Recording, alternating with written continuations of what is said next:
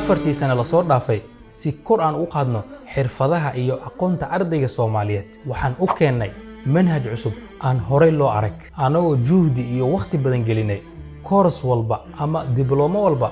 aan ardaydeena la soo wadaageenay magacaygu waa Ismaaciil Cabdiraxmaan Axmed jooga Hargeysa waxaan kamid ahay ardayda wax ka barata website-ka Afogay intii aan website-kan ku soo xirmin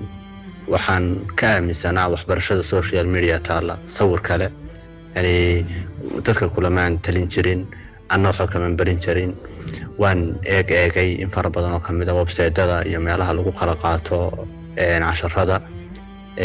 يعني نوع دونها هذا كورس كاسي ملاي كسو كل قدبية وان ايجي فنتي يعني قاب يعني لما ذا بلا ترتيب اما ارتيجي عن سوتشي دنين ما ارتيجي وحبرشتي كسي دور كنيسة صارن تطبعات 10 كورس ككوبان وعن وحجر أنا ولحنا تطبعات 10 بايسود بحريين أو يعني ويب سايت كود يشرو لقورنا يعني قال أو وضعون عادقون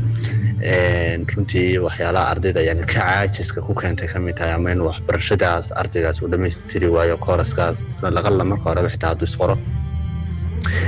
maalmaha kamid ah website-kan aan saaxiibkay la fadhiyaa igu soo xiray Afogay waan eegay kooras kamid ah ayaan qaato kooraska Englishka kamid ah ayaan iska qoray runtii yani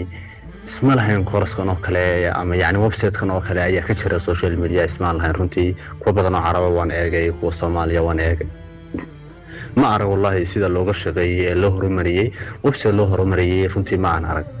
arintaas waxay u kaliftay yani website-dadii kale oo dhan inaan iska xiro oo website-kan uu iga kaafiyo kooraska aan u baahdana aan macallimiinta iyo maamulka aan dalab ugu gudbiyo kooraska isaga in loo soo geliyo website-ka iyaguna si fiican oo yani wanaagsan iyaga aqbalaan